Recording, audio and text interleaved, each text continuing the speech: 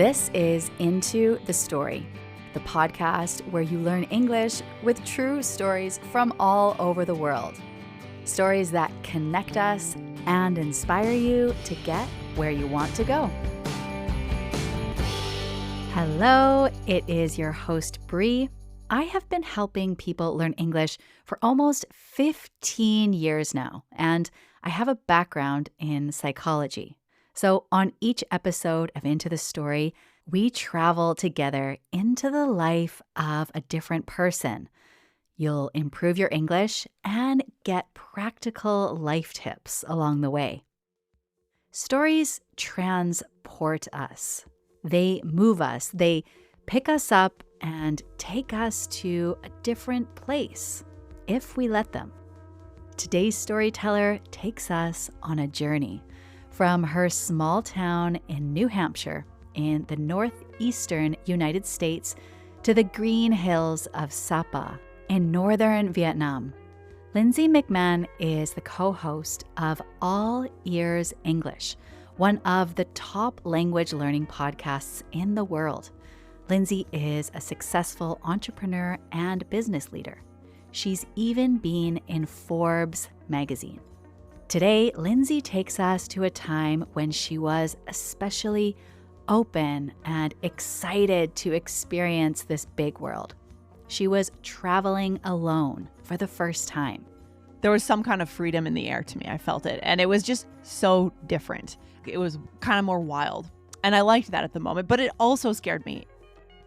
Lindsay tells us how taking risks and sometimes even getting hurt is the key to living a good life, and especially important for leading a successful business. Please make sure to click the follow button on your podcast app so that you never miss a new episode of Into the Story. And as always, it's free. Okay, before we get into the story, it's time to look at 5 words and expressions that Lindsay uses today. The first one is windy, a windy road. So W-I-N-D-Y.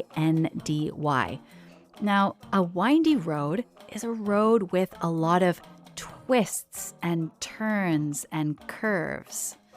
For example, the road to the cabin is windy and difficult to drive. Or be careful on the windy road. It can be dangerous.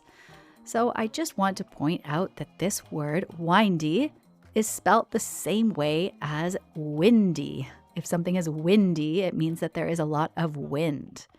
So 2 different adjectives, windy and windy, spelt the same way, but they mean different things. And next we have a muffler, M-U-F-F-L-E-R. So a muffler is the tube that comes out of the back of a car that makes it quieter. It's the place where the exhaust from the engine comes out. For example, the mechanic replaced the muffler on my car. Or the teenager took the muffler off his motorbike to make it very loud. A muffler. And then we have to downplay something. So downplay, that's one word. If you downplay something, it means that you make it seem less important. You make it seem less serious. For example, after her basketball team lost the match, she tried to downplay the defeat by saying that it wasn't an important game. Or even though the project faced significant challenges, she downplayed the difficulties and focused more on the progress that they had made. To downplay something. And the next one is makeshift. This is one word, M-A-K-E-S-H-I-F-T, to be makeshift. Now, this is something that's put together quickly with whatever's available. So let's look at a few examples. The kids used a cardboard box as a makeshift table. So you see here, it's an adjective, a makeshift table. Or he made a makeshift umbrella out of a plastic bag so that he wouldn't get wet in the rain. Makeshift. And finally, to have a win. So, of course, you know what the word win means, but this is just a different way of using it. So, if someone has a win, it means that they succeed or they accomplish something that they were hoping for. And this can describe small things. For example, this week, this is a true example, I finally had a win. Normally, I procrastinate editing podcasts, but this time I finished the episode earlier than expected. Or when the student passed her math test, it was a big win. It made her feel more sure of herself. To have a win. If you would like the learning pack with the transcript, an extended vocabulary list, and a listening comprehension quiz, then you can visit our website. I will leave you a link in the show notes. Okay, let's get into the story. So I grew up in a small town in New Hampshire. So the fun fact about my hometown is that it was the filming location of the original Jumanji, Keene, New Hampshire. And so Keene, New Hampshire just in itself was quite isolated. It was 2 hours to get to Boston, 2 hours to get to the seacoast of New Hampshire. And so I had a happy upbringing, but I always wondered about the outside world. You know, we used to make trips to New York and to Boston to see shows and to get some exposure to a bigger city. But by the time I graduated high school, I said, I'm out of here. You know, I'm going to college in Virginia. And then after that, that still felt like too much of a bubble. And I said, I'm going to Japan.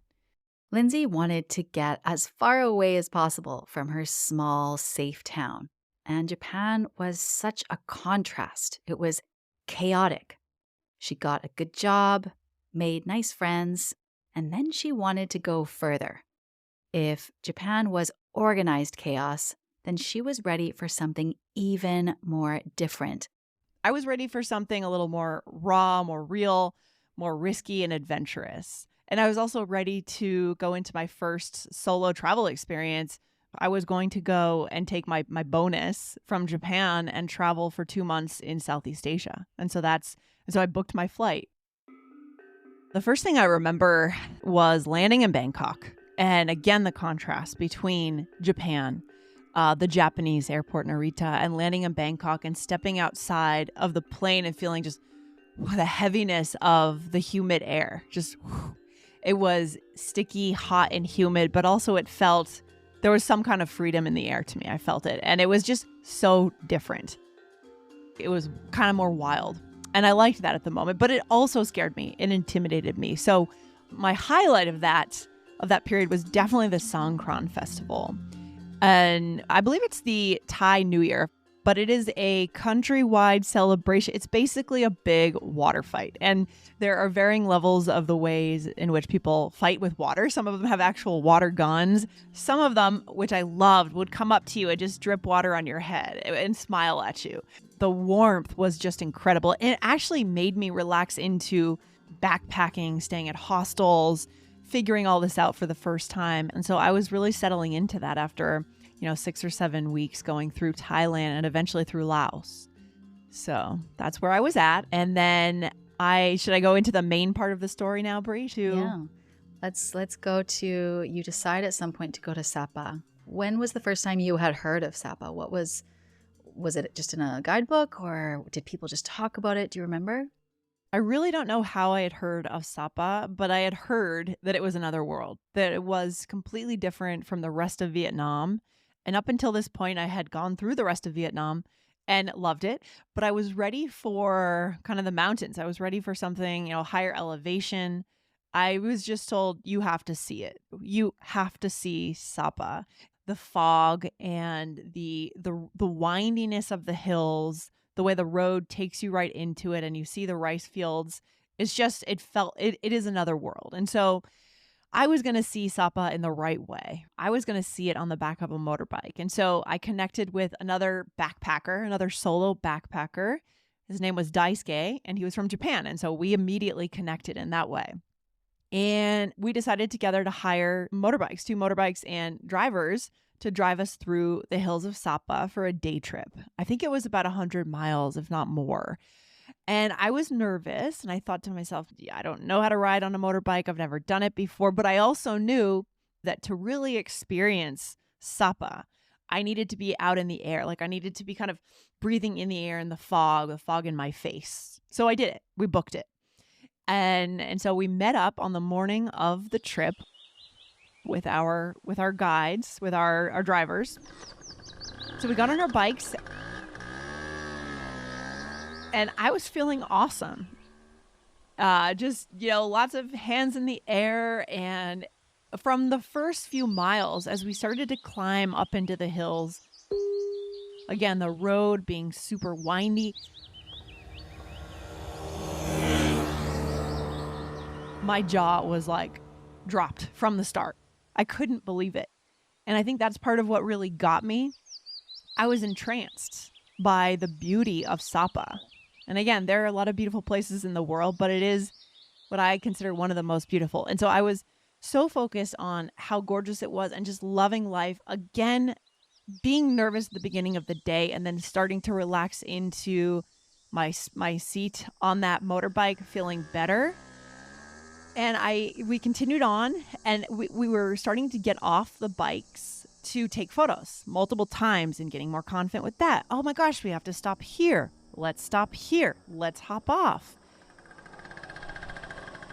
And so the moment happened when I hopped off the bike at one point to see another beautiful view. And I jumped off the bike quickly. And I felt my leg hit against the motorbike, the muffler, and I felt like a sizzle. And I thought, oh my gosh, what was that noise? And then I felt the pain. And it was painful. I had burnt my leg. I had gotten what I didn't know about at the time, but a typical motorbike burn, a muffler burn. And it blew up super red and inflamed to the size of a tennis ball and then to the size of a softball within the day. It was big and scary. And I looked down and I couldn't stop looking down. I thought, oh my gosh, it's getting worse. I was in a lot of pain. But one of the things I do when I encounter pain or have historically is I try to downplay it.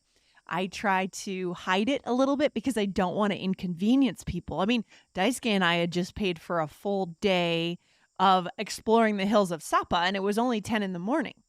So I wasn't going to ruin Daisuke's day. I wasn't going to mess up the job for our drivers. And so I kind of suffered through the rest of the day. And Daisuke kept asking, is it okay? Is it okay? It's fine. It's fine. And eventually we ended up back in the city of Sapa. I went to the local clinic or whatever I could find and tried to get things bandaged up, but it became clear that I wasn't getting what I needed. And what were they saying when you went to the clinic? Were they like, "Ooh"? What were you like? What was the feeling? Yeah, I think a lot of people definitely saw it, and that actually is part of why I tend to hide pain when I have some kind of injury. I don't hide it, like you can't hide pain, but I downplay it because I don't like that reaction. I don't like it. Are you okay? Oh my gosh, I hate that. Actually, I don't want that, and so I got that. Again, I told Daisuke, I'm fine, and then all of a sudden I said, no, I have to go back to Hanoi. I'm sorry, I'm going. Goodbye. And so I went to the train station, got on the train, and I believe it was a night train, if I'm remembering correctly, into the night back to Hanoi. I think I got on the train. It was about 4 or 5 in the evening. So, it was kind of golden hour-ish. I remember just sitting on that train and being scared, almost shaking, but also at the same time looking out the window and realizing how gorgeous those landscapes actually were. In life, I think we can sometimes even in the midst of pain, we can also still notice the reflection off of the rice fields. It almost pulls us into focus more.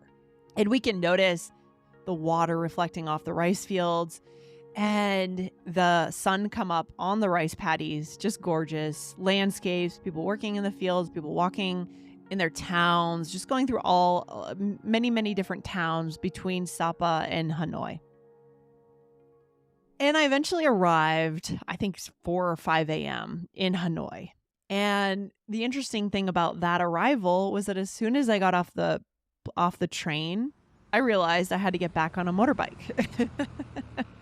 That was my only option. And at that point, of course, I was terrified of getting on a motorbike. There weren't really taxis. The taxi was the motorbike. And so I ended up in a hospital, got off the bike, walked in, remember pulling open the doors and kind of limping. There was definitely some limping happening, with my pants rolled up, some kind of a makeshift bandage around it, and went up to the desk. And of course, I didn't speak Vietnamese, probably should have. And there wasn't a lot of English coming from the people at the desk. And so we had some real challenges understanding each other. And what ended up happening was I was basically just told to sit down in the waiting room, and 10 minutes goes by, 30 minutes goes by, an hour goes by. And I think to myself, am I on the list, or am I just kind of over here because they're not sure what to do? I've never felt more lonely. And I thought to myself, I shouldn't have been traveling alone. What was I thinking? Everything flashes back. All your decisions, your choices come back, and you start to question everything. And so I had that time to bake in those thoughts for a solid couple of hours, maybe 2 or 3 hours, that I was sitting there crying uncontrollably. And luckily, one of the doctors walked past me and he stopped. He said, "What's wrong? What's going on? What happened?" He spoke English and we understood each other right away. And he said, "Come on, let's treat you now." He took me in. He gave me a tetanus shot and whatever I needed to prepare the wound and to fix it. And it was still super sensitive, limping around the hospital. But I was, meeting him and realizing someone understands me and someone's going to help me here was an awesome relief. It really was. It felt great. And I'm so thankful, still thankful for that man in the hospital, that doctor.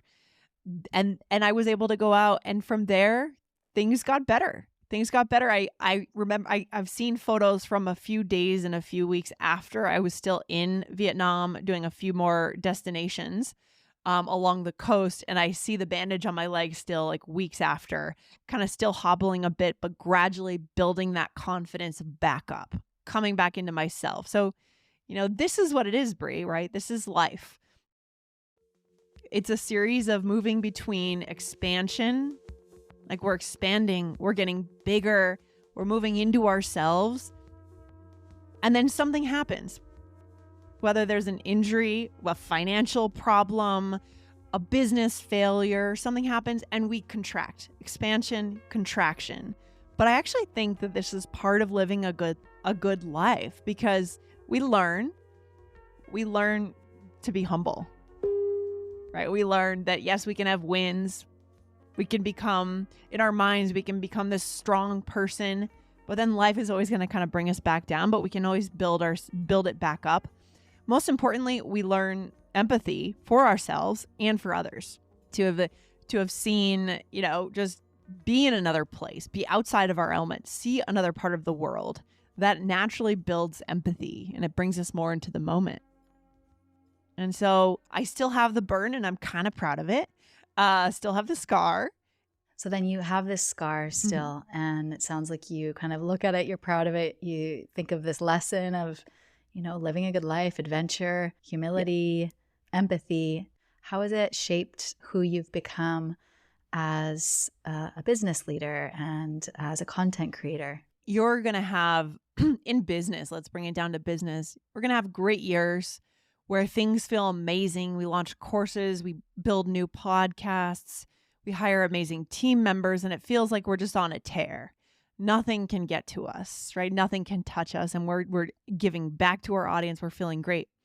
But then things can happen, and this year in particular, there are things that we're facing that might be really challenging for us as a company, but we're aware of it. And because I've had experiences like that one, I know that it actually forces me into being more present. And actually, there's a weird kind of excitement I get about these challenges when I see something as threatening parts of our business or the way we do business. I get more excited and I try to get creative, and I kind of get a kick out of figuring out a way to move around it or overcome it. There's always going to be things that are going to threaten us, but then we have to kind of put our shoulders back and keep moving forward. How do you know when what you're doing is too risky? And how do you know when you're just living a good life? I think it comes down to each person. So that was the adventure. Those were the adventures that I needed. I needed to go to South America and backpack for a year and live in Argentina, live in Guatemala. I needed that intensity of it.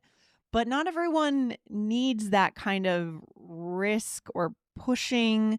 It could be as simple as volunteering to lead a project at work. That might be our version of pushing ourselves. I do think that we have to be constantly fighting against complacency and resting on our laurels and just sitting back and say, I've done this, I'm fine. That's a danger. So how do we find the next challenge? How do we find that next up-leveling, whether it's in business or in life? I think that's something that we want to be looking for sure. Lindsay, thank you so much for coming on the podcast and sharing your story. I loved hearing it. And yeah, I hope to talk to you again soon. Happy to be here, Bree. Thank you for having me on. That is Lindsay McMahon, co-host of the podcast All Ears English. If you're not already a listener, then I recommend that you go search for it right now. The energy and excitement that Lindsay brings to any topic makes it just fun and enjoyable to listen to. She invited me on her podcast to speak about the fascinating connection between our emotions and fluency. I share 3 practical tips for learning a language more effectively. So if you would like to hear that episode on Lindsay's podcast, All Ears English, then you can follow the link that I will leave you in the show notes below this episode. Okay, folks, if you would like to join our community and hear me go further into the psychology side of each episode and also speak more personally about the lessons that I learned from our storytellers, then you can join our newsletter. Just visit intothestorypodcast.com and click subscribe. It's totally free. Okay, that's all for today. Until next episode, I hope that you have a good time, or at least a good story to tell.